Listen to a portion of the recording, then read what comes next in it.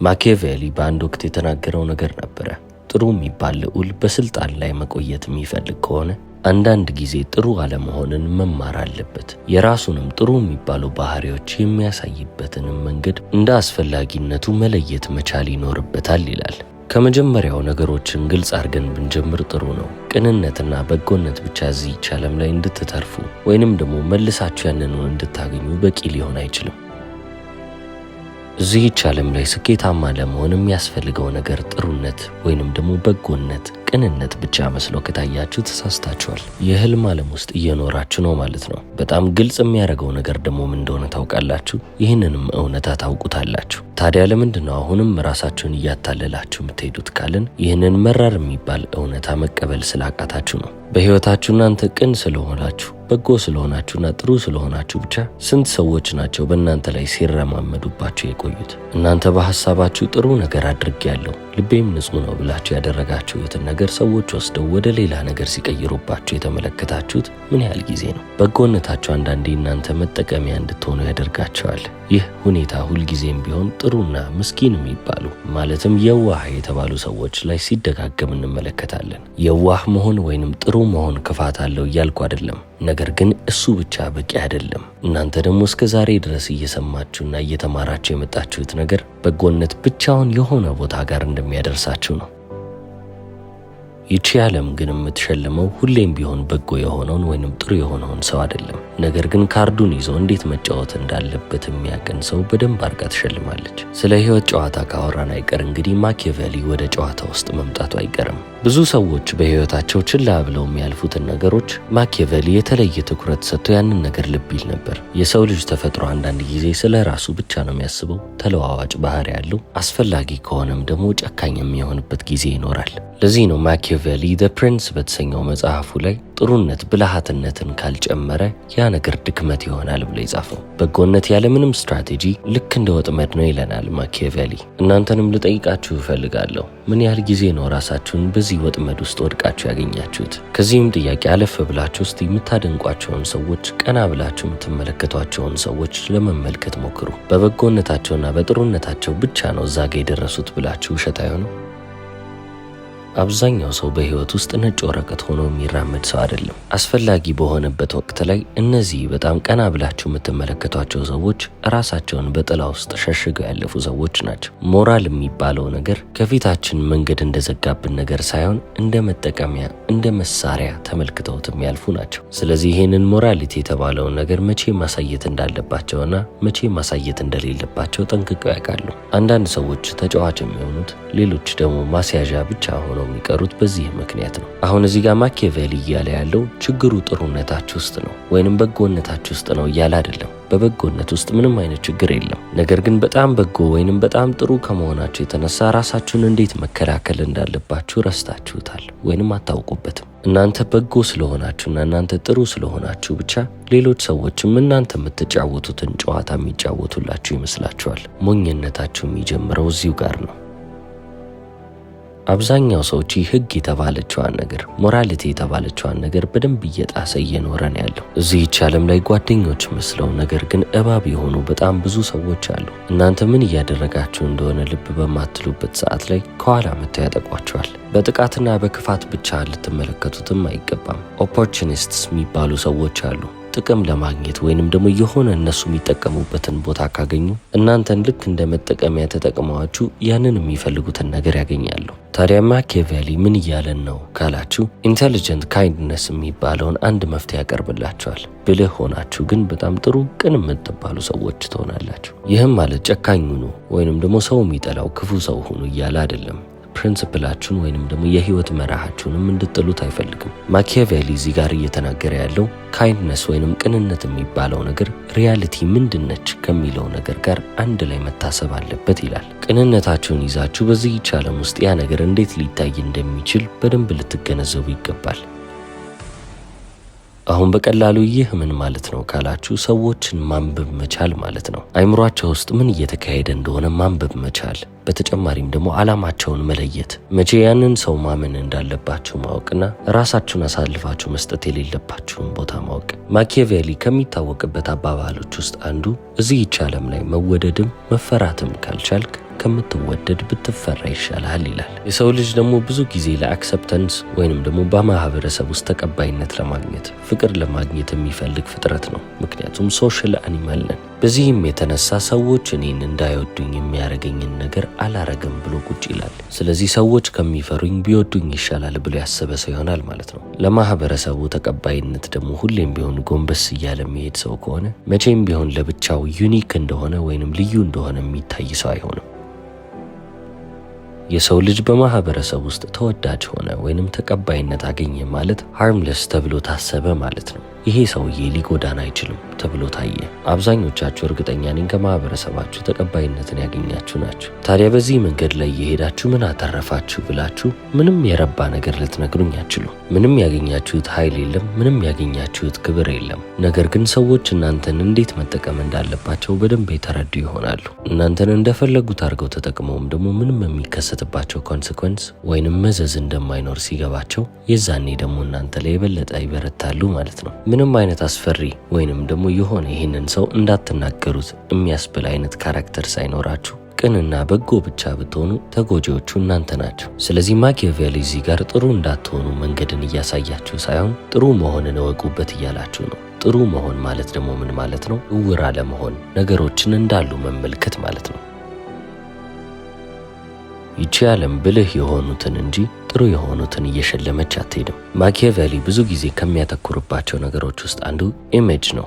ኢሜጅ ማለት ምን ማለት ነው? ራሳችሁን የምታዩበት መንገድ ሲደመር ሰዎች እናንተን የሚመለከቱበት መንገድ። ስትታዩ ደካማ ከመሰላችሁ ሰዎች እናንተን የሚያዩበት መነጽር ደካማነትን የሚያንጸባርቅባቸው ከሆነ እናንተን ልክ እንደ ደካማ ሰው ትሪት ያደርጓቸዋል። እናንተን ሲመለከቱ ካራክተራችሁ ግን ጥንካሬን የሚያሳያቸው ከሆነ እነሱ ለእናንተ ክብር እንጂ ሌላ ምንም ነገርን ለማምጣት አይፈልጉም። ስለዚህ አሁን እኔም እናንተን ጥያቄ ልጠይቃችሁ። የሰዎችን ተቀባይነት ለማግኘት ብላችሁ ምን ያህል ጊዜ ነው ራሳችሁን የጣላችሁት ወይንም እንድትናቁ ያረጋችሁት? አለመግባባት እንዳይፈጠር ብላችሁ መናገር ያለባችሁን ነገር ሳትናገሩ ዝም ብላችሁ ያሳለፋችሁትስ ስንት ወቅት ይኖራል? ይጠቅመኛል ብላችሁ ያሰባችሁት መንገድ እናንተን እየጎዳችሁ ይሄዳል። አንዳንዴ ስታስቡት ይሄ ነገር ክፋት ነው እንዴ ብላችሁ ታስቡ ይሆናል። ነገር ግን አይደለም። ስትራቴጂክ መሆን ነው። ነገሮችን ተመልክታችሁ በዚህ መንገድ መሄድ አለብኝ ብላችሁ ልትወስኑ ይገባል። የዚህ ሁሉ ቁልፍ ምኑ ጋ ነው ካላችሁ መቼ መናገር እንዳለባችሁ ማወቅ፣ መቼ ዝም ማለት እንዳለባችሁ መረዳት፣ በተጨማሪም ደግሞ ማፈግፈግ ሲኖርባችሁ መቼ ያንን ነገር ማድረግ እንዳለባችሁ ልትገነዘቡ ይገባል። ከዚሁ ጋር አያይዛችሁ መቼ ማጥቃት እንዳለባችሁ በደንብ ወቁበት። ቅንነትን በትክክለኛው መንገድ እየተጠቀማችሁ ከሄዳችሁ በጣም አድቫንቴጀስ ትሆናላችሁ። ወይንም ደግሞ ከዛ ሁሉ የምታገኙት ጥቅም የእናንተ ብቻ ይሆናል። ይቺ ዓለም ብዙ ጊዜ የምትሸልመው በከባባድ ሁኔታዎች ላይ ከባባድ የሚባሉ ውሳኔዎችን ወስኖ ማለፍ የሚችልን ሰው ነው እንጂ ሁሌም ቢሆን ደግ የሆነን ሰው እየመረጠች አትሸልምም። ደግነት ወይንም ቅንነት ያልነውም ነገር የሚከበረው መቼ ነው ካላችሁ ከኦቶሪቲ ወይንም ከስልጣን ጋር አንድ ላይ ሲሄድ ነው። እናንተ የዋዛ እንዳልሆናችሁ ሰዎች ሲያውቁ፣ ምንም ነገር የማድረግ አቅም እያላችሁ ቅን እንደሆናችሁ ሰዎች ከተረዱ የዛኔ ክብር የሚባለው ነገር አንድ ላይ ይመጣል። የተከበራችሁ ጥሩ ሰዎች ትሆናላችሁ ማለት ነው። ምንም አይነት ኃይል ባይኖራችሁ ጥሩነታችሁ ወይንም በጎነታችሁ ምንም የማይጠቅም ነገር ይሆናል። ይቺ ዓለም በቀበሮች የተሞላች ነች። ታዲያ ቀበሮ በሞላበት ውስጥ እናንተ ልክ እንደ አንድ ትንሽዬ ግልገል ከሆናችሁ ሁሉም እናንተ ሊበላ ይመጣል። ስለዚህ የራሳችሁን ሞራሊቲ፣ ይሄ ሞራል ብላችሁ የምታስቡትን ስብዕናችሁን፣ የህይወት መርሆቻችሁን እንዳለ ይዛችሁ እናንተን ሽባ እንዲያረጋችሁ ወይንም ደግሞ ባሪያ እንዲያረጋችሁ አትፍቀዱ። እናንተ ጥሩ ናችሁ ማለት ማንም መጥቶ እናንተ ላይ መፈንጨት ይችላል ማለት አይደለም። ስለዚህ ያገኛችሁ ሰው እንዳለ እናንተ ላይ እየተረማመደ እናንተን እንዲገላችሁ አትፍቀዱ። ይቺ ዓለም መቼም ቢሆን እናንተን ምንጣፍ ማድረጉ አይቀርም። እናንተ ከፈቀዳችሁላት ማንም መጥቶ እናንተ ላይ መራመድ ይጀምራል። ስለዚህ ማኪያቬሊ እዚህ ጋር ስጀስት እያደረገ ያለው ሀሳብ ጥሩ አለመሆንን ሳይሆን እናንተን በሚጠቅማችሁ መንገድ ጥሩ ሁኑ ነው። ጥሩነታችሁን ወስዶ መጥፎ ነገር የሚያረግ ሰው ካለ እንዴት ነው የምትዛለቁት? ጥሩነታችሁ ሴቱ ጋር ነው እናንተን የሚጠቅማችሁ። መቼ መሳቅ እንዳለባችሁ፣ መቼ ጥርስ ማሳየት እንዳለባችሁ፣ መቼም ጥርሳችሁን መንከስ እንዳለባችሁ ማወቅ አለባችሁ። ዓለም ማንነታችሁን ሳትቀይርባችሁ እንዲሁ በሕጓ ውስጥ መጫወትን መልመድ ትችላላችሁ። ማኪያቬሊም ዘ ፕሪንስ የተባለውን መጽሐፍ ሲጽፍ እናንተ እንዴት ክፉ መሆን እንዳለባችሁ ወይንም እንዴት ጨካኝ መሆን እንደምችሉ ለማሳየት ፈልጎ አይደለም። ነገር ግን እዚህች ዓለም የተባለች ነገር ላይ እንዴት መትረፍ እንደምችሉ፣ ራሳችሁን ከሰዎች ጥርስ ስር እንዴት ማራቅ እንደምችሉ እየገለጸላችሁ ነው። አሁን ታዲያ ደግነት ብቻ በቂ አይደለም። ፓወርና ኢንተለጀንስ ያስፈልጋል ብያቸዋለሁ። ስልጣንና ትልቅ የሚባል ብልሃት። አሁን እነዚህን ሁለት ነገሮች መያዝ ብቻ አሁንም በቂ አይደለም። ሰዎች እነዚህን ነገሮች እናንተ ላይ ሊያሸቱ ይገባል። ምንም ያህል ኃይልና ስልጣን ያላችሁ ሰዎች ብትሆኑም ሰዎች ያንን ነገር እንዳላችሁ ሊገነዘቡ ካልቻሉ እናንተን እንደምታስቡት እየጠቀማችሁ አይሄድም። ስለዚህ ፓወርን መያዝ ብቻ ሳይሆን ሰዎች እናንተ ፓወር እንዳላችሁ ሊገነዘቡ ይገባል። በጣም ማሰብ እንደምችሉ፣ በጣም ብልህ እንደሆናችሁን ማወቅ ብቻ ሳይሆን ሰዎችም ያንን ነገር እናንተ ላይ ሊመለከቱ ይገባል። በህይወታችሁ ምን ያህል ጊዜ ነው በጣም የማይረባ የምትሉት ሰው ትልቅ ቦታ ላይ ሲደርስ የምትመለከቱት? የሚዋሸው የሚያታልለው ሰው ሐቀኛ ከሚባለው ሰው በላይ የሚደርሰው ለምን ይመስላችኋል? ስለዋሸና ስለሰረቀ እንዳይመስላችሁ። ሰዎች ስለሱ ያላቸውን ፐርሰፕሽን ወይንም እይታቸውን መቀየር ስለቻለ ነው። ሰዎችም በጣም ሐቀኛ የሚባለውንና ሁሌም ቢሆን በመስመር ላይ የሚሄደውን ሰው አይደለም የሚከተሉት። ነገር ግን ኮንትሮል አለው። ይህ ሰው ተቆጣጥሮታል፣ ይህ ሰው ጋር ሁሉም ነገር አለ ብለው የሚያስቡት ጋር ተከትለው ይሄዳሉ።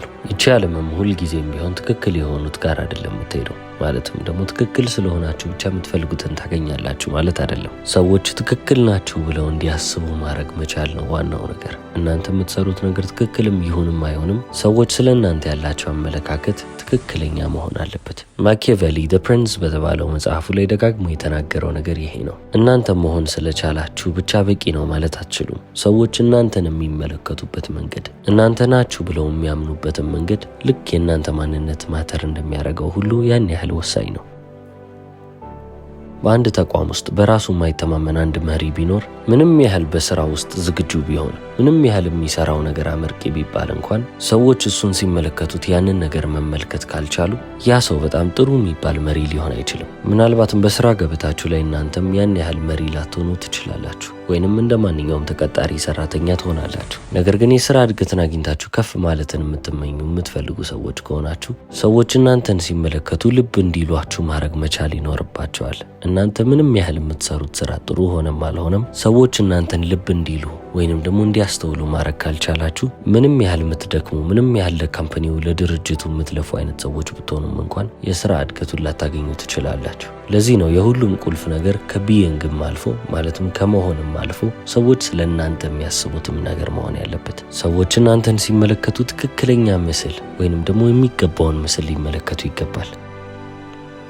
አሁን ይህንን ስላችሁ መዋሸትን ማምጣት አለባችሁ እያልኩ አይደለም። ያልሆናችሁትን እንዲያዩላችሁ እየፈለግኩም አይደለም። ነገር ግን ከሆናችሁ ውስጥ እናንተ እንዲታይላችሁ የምትፈልጉትን ነገር እነሱ እንዲመለከቱት ማድረግ መቻል አለባችሁ። ታታሪ ሆናችሁ እያንዳንዱን ነገር በጊዜ የምታጠናቅቁ ሰዎች ሆናችሁ ይህንን ባህሪያችሁን ይህንን ካራክተራችሁን እነሱ ልብ የማይሉት ከሆነ እናንተ ያንን ሰው መሆን ላይ ብቻ ፎከስ አድርጋችሁ ሰዎች እኔን በምን ይመለከቱኛል የሚለውን ነገር ፍጹም ረስታችሁታል ማለት ነው። በዚህች ዓለም ውስጥ ህይወት ብለን በምንጠራት ነገር ውስጥ ሰዎች ነገርን እንደሆነው አይመለከቱትም። ነገር ግን በራሳቸው አሳምሽን፣ በግምታቸው፣ በአመለካከታቸው ባሉበት የኮንሽስነስ ደረጃ ሰውን እየገመቱ ያልፋሉ። ከዚህ በፊት አጋጥሟቸው አቅም የሆነ ሰው እናንተን ተመልክቶ በደንብ ከተግባባችሁ በኋላ መጀመሪያ ስተዋውቅህ እኮ እንደዚህ አይነት ሰው መስለኸኝ ነበር ብሏቸው አያውቁም? ይህንን አሳምሽን ወይንም ደግሞ ስለ እናንተ ያላቸውን ምልከታ እንዴት ሊያመጡ ቻሉ? በራሳቸው አይምሮ እኮ ነው። አይምሮአቸው እናንተን ያየበት መንገድ አለ። የእነሱ ፐርሰፕሽን እናንተን እንደዛ ስሏል።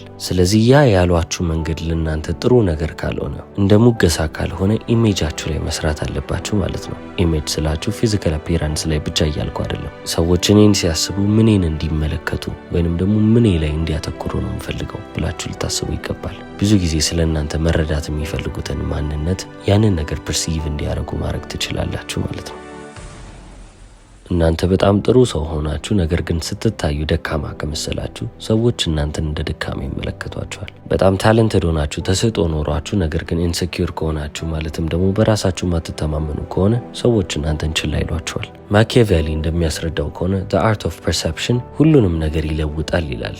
እያንዳንዱ ሰው የሚመለከትበትን መነጽር የሚያይበትን መንገድ መቆጣጠር መቻል አለባችሁ፣ ስፔሻሊ ደግሞ እናንተን በሚመለከት ነገር ላይ። ስለዚህ መቼም ቢሆን ይህንን ነገር ልትረሱ አይገባም። ማኪያቬሊ ደጋግሞ ካስጠነቀቀ ነገሮች ውስጥ አንደኛው ይሄ ነው። በቀጣይነት ደግሞ በትንሹ ምነካላችሁ ምንድነው ኢንፎርሜሽን ወይንም ደግሞ መረጃ የሚባል ነገር ነው። ያያችሁትን የሰማችሁትን በተጨማሪም የምታውቁትን ነገር እንዳለ እንደመጣላችሁ ልታወሩ አይገባም። ቁጥብ መሆን መቻል አለባችሁ። እዚህች ዓለም ላይ ብዙ ነገሮችን ዶሚኔት አድርገው ባሉበት ሴክተር ባሉበት ኢንዱስትሪ ውስጥ በጣም ኃይለኛ የሚባሉ ሰዎችን ከተመለከታችሁ መቼ ማውራት እንዳለባቸው ለይተው ያውቃሉ። መቼ ዝም ማለት እንዳለባቸው፣ መቼ አፋቸውን መዝጋት እንዳለባቸው ይረዳሉ። የተሰማኝን ነገር ላወራ ምን ችግር አለው? ሰውም እኔን ይረዳኝ ማለት ትልቅ ሞኝነት ነው። ይህንንም ሞኝነታችሁን ሰዎች በደንብ አድርገው ይጠቀሙላችኋል። ምክንያቱም እናንተ ለራሳችሁ አላወቃችሁበትም። ዘ ፕሪንስ ከተሰኘው መጽሐፍ ላይ ማኪያቬሊ ካስተማራቸው ትምህርቶች ውስጥ ጥቂቶቹን እንዲነግርላችኋለሁ። እስከ መጨረሻው ስለተመለከታችሁ አመሰግናለሁ። ቻው።